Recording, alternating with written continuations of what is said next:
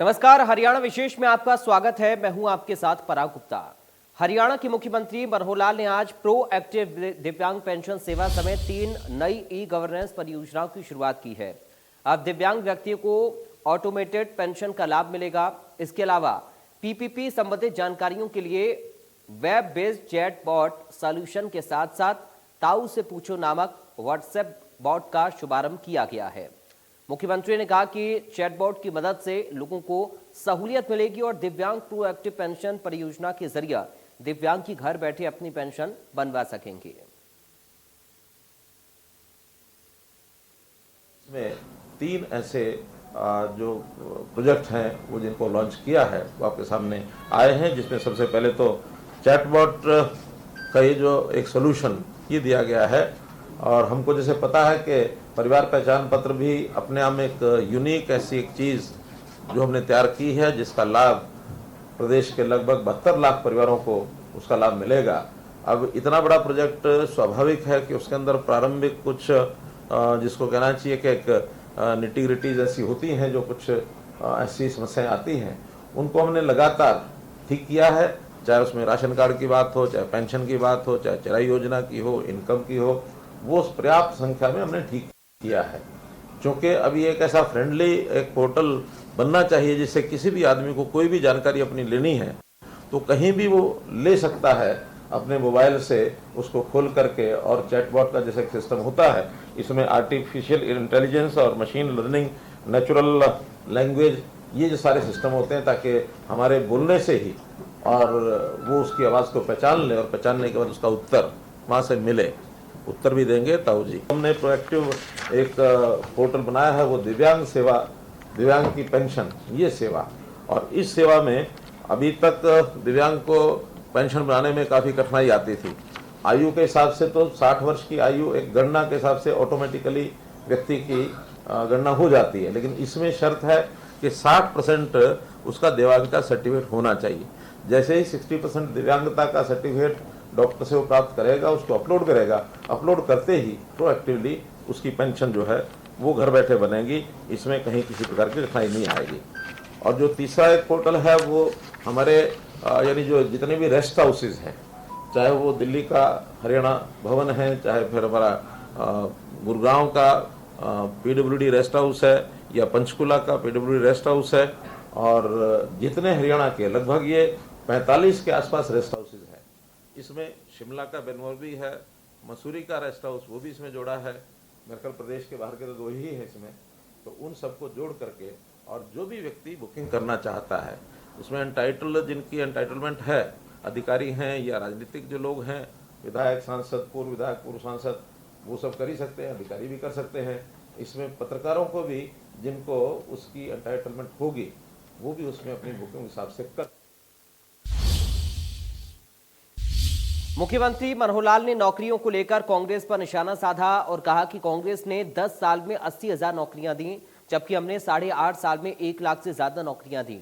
इसके अलावा मुख्यमंत्री ने कहा कि वर्तमान में 31 लाख लोग बुढ़ापा पेंशन ले रहे हैं।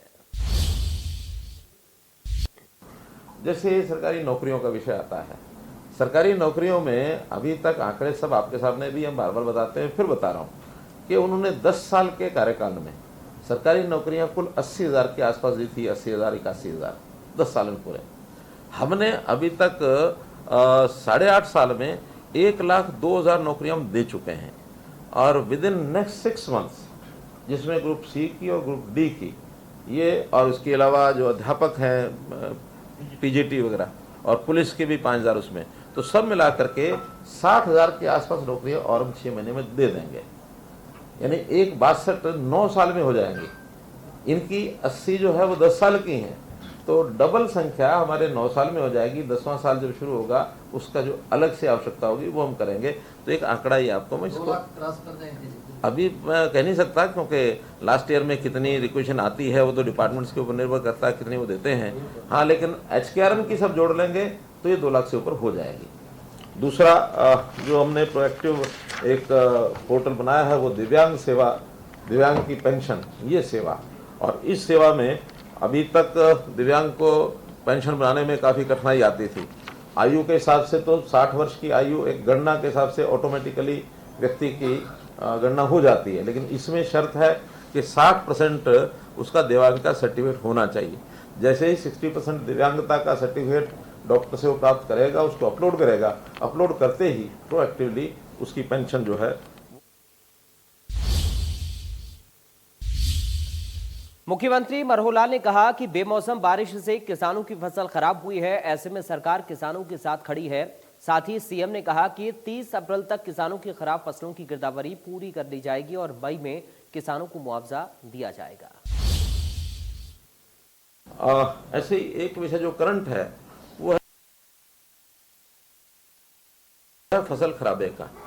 अब चूंकि ये कोई पूर्व में इसकी जानकारी भी नहीं होती और ये कोई किसी व्यक्ति के हाथ में भी नहीं है। एक नेचुरल एक जिस प्रकार का संकट आता है, कब वर्षा आ जाए, कब इसमें कोई मौसम खराब हो जाए, और इस बार तो मौसम का इस प्रकार की स्थिति बनी रही कि फसल पकने के बाद कटाई शुरू हो गई फसल की, और मार्च के बाद अप्रैल में अभी 2 दिन भी पिछले वर्षा के निकले हैं।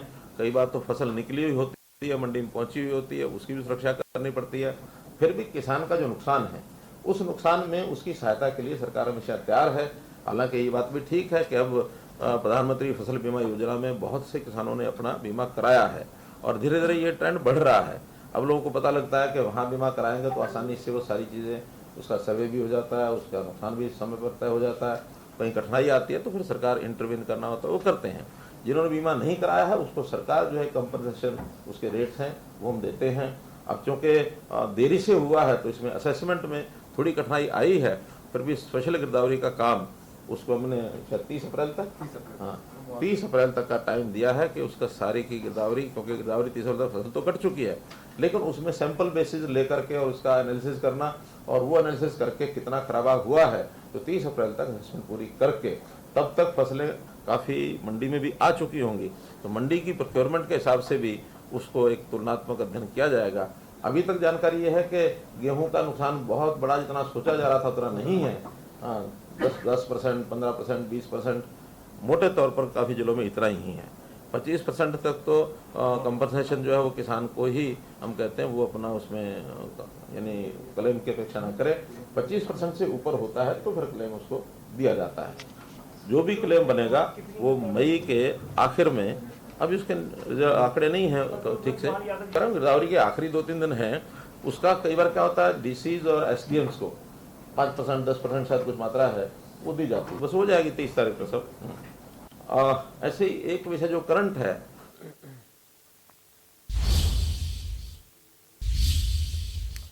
तो फसल खरीद को लेकर क्या कुछ मुख्यमंत्री की ओर से और कहा गया है, ग्राफिक्स के जरिए आपको बताते हैं और समझाने की कोशिश करते हैं। तो मंडी में आई फसल का एक एक दाना खरीदेंगे।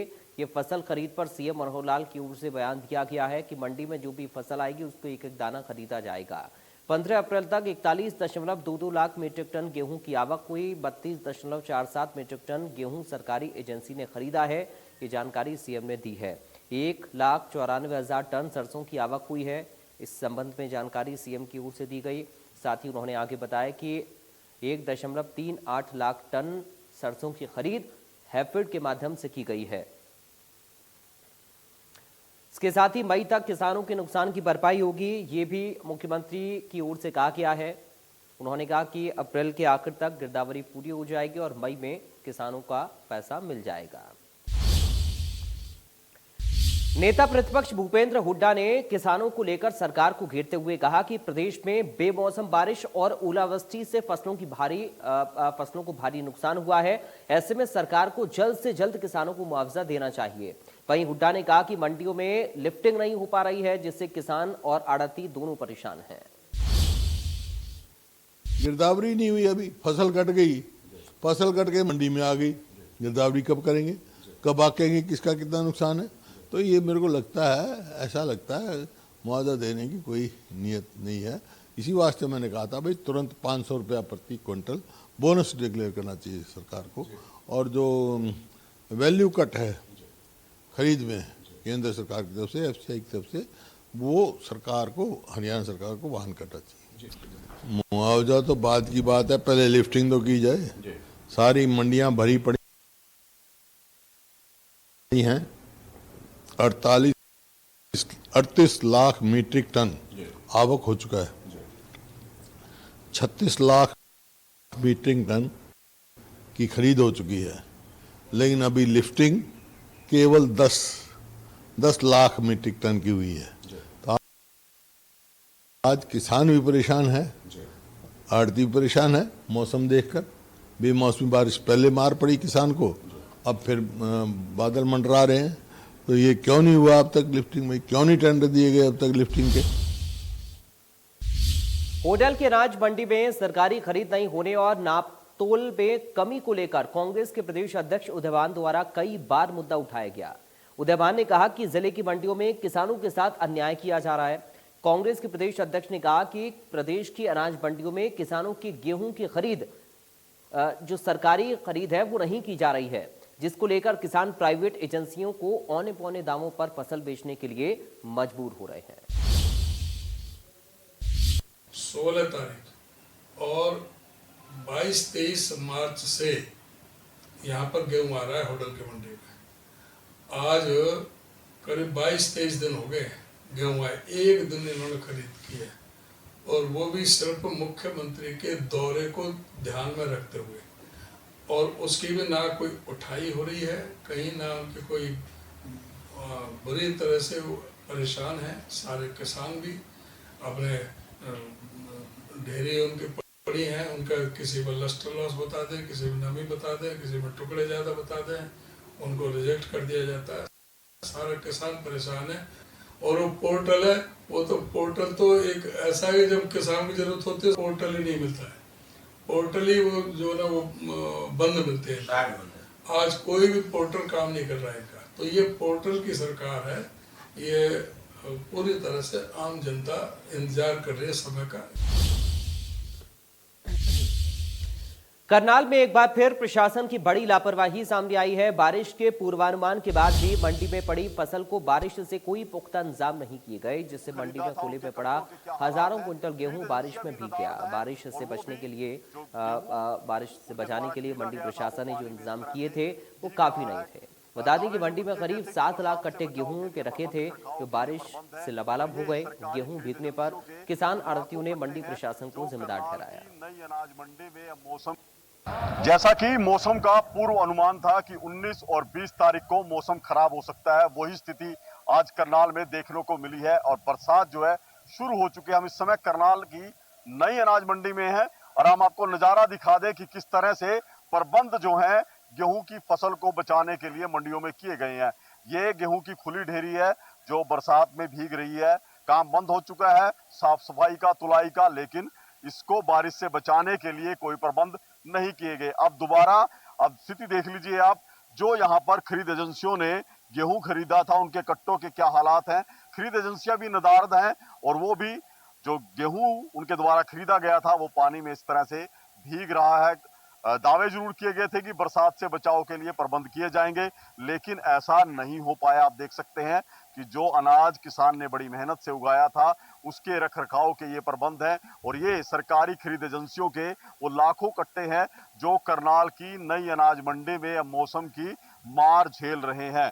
ये स्थिति पूरी अनाज मंडी की ऐसे ही है क्योंकि प्रबंध जो है अधूरे हैं। हालांकि थोड़ी बहुत तिरपाल यहाँ पर ढकने का जरूर प्रयास किया गया है, लेकिन इतने व्यापक प्रबंध शायद नहीं है आड़तियों के पास, मार्केट कमेटी के पास, कि किसान की फसल को बचाया जा सके। वही जो खरीद एजेंसी है वो भी यहाँ से नदारद है। उनके अधिकारी यहाँ अपने जो गेहूं उन्होंने खरीदा है, जो सरकारी कट्टों में पैक किया गया है, उसकी सुध लेने के लिए नहीं पहुंचे। हम आपको स्थिति दिखा दें कि शायद इस गेहूं को बचाने के प्रबंध किए जा सके। देख सकते हैं कि पानी में ये पूरी तरह से गेहूं जो है वो भीग चुका है। अब ये गेहूं खाने लायक बचा है या नहीं आप नहीं बता सकते, लेकिन जिस तरह से इस गेहूं के अंदर अब ये पानी जा चुका है, ये इसका जो मॉइस्चर लेवल है वो कितना होगा और खरीद एजेंसियां क्या इसको खरीदेंगी या किसान को अब दोबारा से मौसम की मार के कारण अपनी फसल बेचने के लिए इंतजार करना पड़ेगा। ये हालात करनाल मंडी के उस समय है जबकि मौसम विभाग द्वारा पहले से ही ये चेतावनी जारी कर दी गई थी कि मौसम जो है खराब होगा, बारिश आ सकती है, ऐसे में प्रबंध के दावे जरूर किए गए थे, लेकिन ऐसा संभव नहीं हो पाया। अब क्या कहें, इस जो बरसात के कारण जो लाखों कट्टे भीगे हैं, क्या ये मिलीभगत है या जानबूझकर सरकार के अनाज को खराब करने या उसमें नमी की मात्रा बढ़ाने के लिए ये खेल खेला गया है। करनाल से महेंद्र सिंह, इंडिया न्यूज हरियाणा।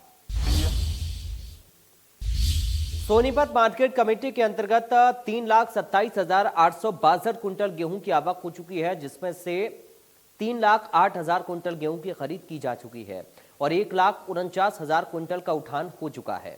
हालांकि अभी भी काफी संख्या में गेहूं के कट्टे मंडी में पड़े हैं।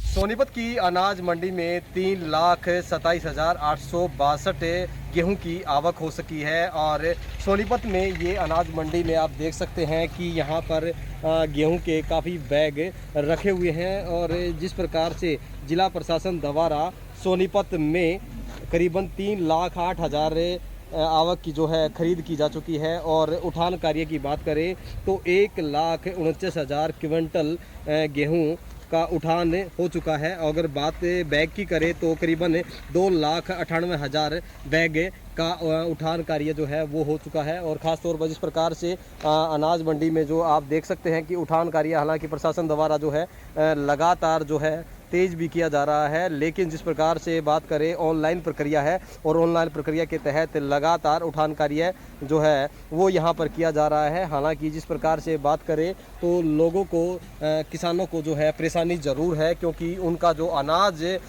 मंडी में लेकर पहुँच रहे हैं, जैसे जैसे उठान कार्य चल रहा है उसी हिसाब से यहाँ पर तेज़ी से किसान अपना गेहूँ भी लेकर पहुँच रहे हैं, क्योंकि जिस प्रकार से शुरुआती तौर पर बेमौसमी बारिश की प्रभाव पड़ा उसके बाद जो है गेहूं अब पककर तैयार हुआ है और निश्चित तौर पर लगातार गेहूं मंडियों में पहुंच रहा है। हालांकि मंडी में गेहूं रखने की जगह नहीं है। प्रशासन ने दावा किया है कि जल्द से जल्द उठान कार्य जो है वो हो जाएगा और किसानों को किसी भी प्रकार की परेशानी नहीं आने दी जाएगी। और वहीं सोनीपत के जिला उपायुक्त द्वारा भी सभी डिवीज़न पर जो है आदेश जारी किए गए हैं। खासतौर पर गोहाना में भी जिस प्रकार की समस्या उठान कार्य को लेकर आ रही थी और वहीं अलग अलग खंड और परचेज सेंटर पर किसी भी प्रकार की कोई दिक्कत नहीं आने दी जाएगी, ऐसा जिला प्रशासन द्वारा दावा किया गया है। सोनीपत से इंडिया न्यूज हरियाणा के लिए राम सिंह वार।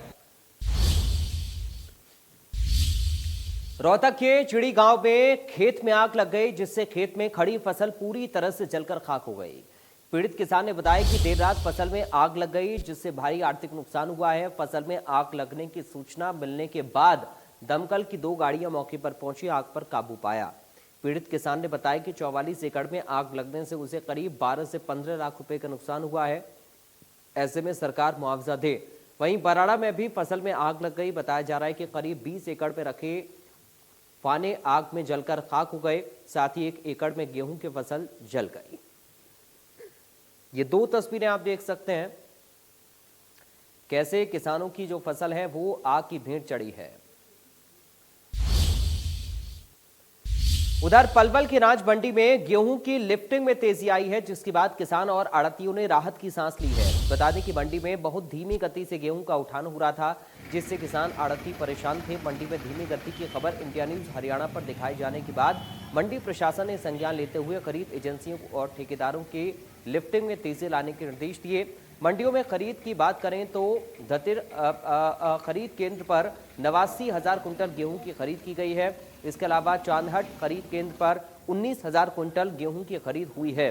पलवल जिले में अब तक 3,15,000 कुंटल गेहूं की सरकारी खरीद हो चुकी है। इसमें सबसे ज्यादा खरीद वेयर हाउस कॉरपोरेशन ने की है। हरियाणा आड़ती एसोसिएशन के उप प्रधान गौरव तेवतिया ने धीमी खरीद खबर चलाने पर इंडिया न्यूज हरियाणा का धन्यवाद किया और कहा कि जिला प्रशासन पिछले 10 दिनों से कोई सुध नहीं ले रहा था, लेकिन खबर के चलने के बाद जिला प्रशासन हरकत में आया और लिफ्टिंग में तेजी आई।